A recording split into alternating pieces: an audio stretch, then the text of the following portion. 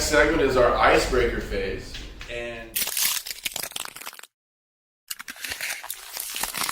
And the first question I'm going to ask you, I got like two sets of questions. One for the adult mind, and another for the childlike mind. Childproof question. Yeah. Well, I don't know if it's childproof, but we're gonna start with the. You want to start with the adult or the kid? Absolutely. Let's start with the adult content. All right. Okay. When you were younger, what did you want to be when you grew up? Ooh, that's a good question. Well, it's funny. Owning a bar. No, well, it's funny. I was going through my mom's cosmos. First, I wanted to be a baseball player. Never wanted to be an astronaut. And then I realized that I was never going to be Jose Canseco.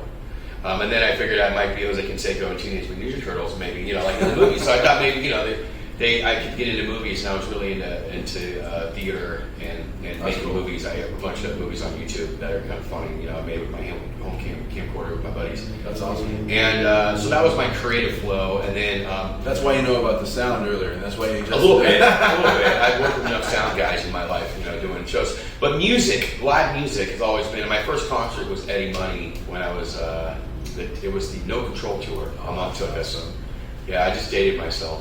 87, I was a little kid, and I brought a blanket to the Concord Pavilion, and we saw Eddie Money playing a saxophone, and I fell in love with live concerts.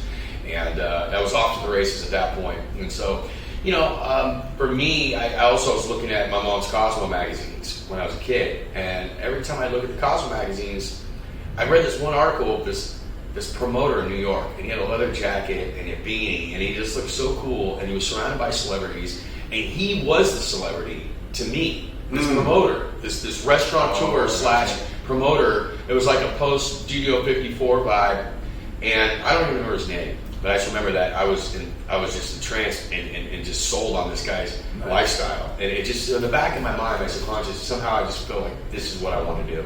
I want to be this guy.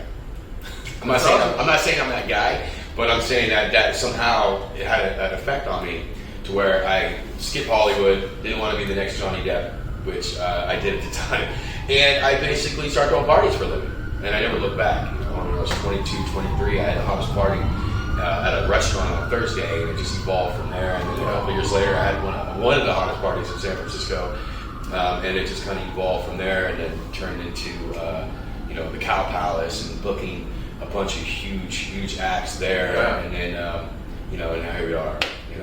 By the way, you didn't date yourself by saying Eddie Money. You dated yourself by saying you found your idol in a magazine instead of the internet. Okay. Well, that's okay. I'm okay with that because the internet is a mess these days. You don't know what to believe. True that. All right, now we're going to go into the kid question. All right. What house rule should be set that everyone must follow, and why? What house rule? Yeah. Like taking off your shoes when you walk in someone's house? That would be one. Is that one that I set? Well, yeah, you need to set one. Is that the one that? Oh no! I don't like that rule. I hate that rule. That's what house rules do. Yeah, no. You would like what? Yeah, what like that? What one would you implement like for that? That's you set for everyone to follow, and then why? Okay. I would say a house rule that I would implement. Oh, I don't like rules, first of all, so I'm a ruleless leader. Okay, well then we can work with this. Yeah. So basically, your rule would be to do whatever you want. No rules. Yeah. Just and okay. Well, don't if you're on my leather couch, don't take off your stilettos. Maybe. Yeah. Something like that. Don't jump on my couch with your shoes on. I mean, my house don't rules. poke holes in the couch. That seems like a reasonable request. Right. That's pretty much it. I don't really have anything.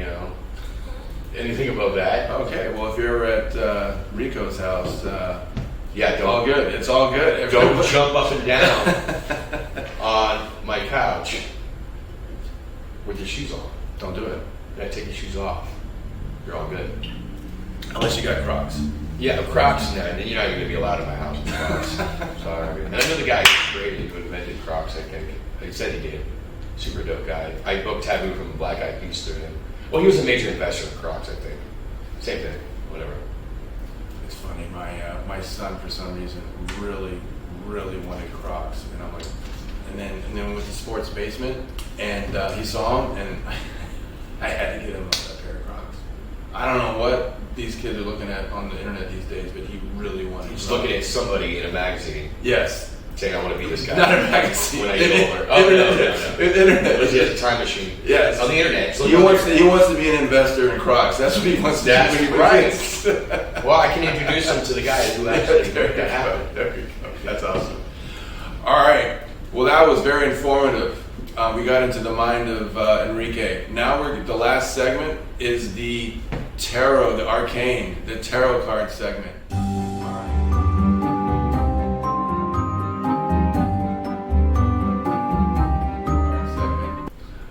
I've already pulled your card. What would you like to have clarity on? And then this card literally is going to define it. It's going to basically give you clarity. This card will give you the answers that you seek. Clarity. Okay. Well, last time we did this, we were boarded up during the pandemic in Yes. Retro Junkie. Yes. We came out to Walnut Creek, and I remember it was during the whole ride. This is not my first rodeo. I am a tarot master on the side. I just don't charge. That's right. Very, very, very good. And I remember you asked me then and it was, will I do live streams? That was my big, and that's what I wanted to know. I wanted clarity. And I ended up doing live streams. You can catch all our live streams on Retro Junkie's YouTube page, Retro Junkie Bar. They're amazing. But clarity now, I think the clarity I would like to know is, will I finally launch my second Retro Junkie Bar successfully? Okay, all right. Well, you pulled the 9 of Wands or the 9 of Rods, depending on what deck you prefer. Right. And basically, a 9 means you deserve it. Like the work that you put in, the discipline and the structure that you put in. But think of like building a house with rods, like a structure, or like Harry Potter with a wand. Like you're creating something. I like a Harry Potter reference. I've never seen Harry Potter, but I like it. And then a 9 is basically, you deserve. I think I went backwards here. So a rod is basically creating something, and then a 9 represents you deserve it with the discipline and the creativity you put into something. So obviously, when you put those two things together, it's like building something. And obviously, we're talking about Retro Junkie, and then your question is about asking about another Retro Junkie. And so, if you put these two cards together, as long as you keep the faith and the focus that you mentioned earlier, there's no reason why this won't be successful. In fact, I can almost guarantee it will be successful because of the focus, the energy and the drive. Like today's podcast, there's a lot you bring in. I don't know if it's the it's the Go Fuel, guys. We are sponsored by Go Fuel Energy Drink, and it's got a bunch of great stuff in there. Yeah. Well, thank you, man. Your energy actually is what I'm feeding off as well. So yeah. But, I'm very calculated. I think that's why I and the attention to detail. I wouldn't say that I'm anal, but that's what I hear. Here's the card, by the way. I think that's that's keeping me from really taking that next leap is also not being a helicopter dad at my current play. I need to trust my staff and know that I can leave the nest and everything's not going to fall apart. Well, the cards say as long as you stick to a plan and have focus and you have spirit and motivation, it will be. Awesome. I like that. Well, there we have it. Big hand, big props for Enrique, Retro Junkie. Again, my name is Chad Cook, partner of Bridgepoint Technologies. This is the EdgeMate podcast. And yes, we'd love to take businesses to the edge, helping customers get closer to your customers, your employees, and your data. And and this podcast again is for business leaders, entrepreneurs, and salespeople. So if you want to be on the show and you fit the bill, let's get on here and let's have some fun. Take care, everybody. Have a good weekend.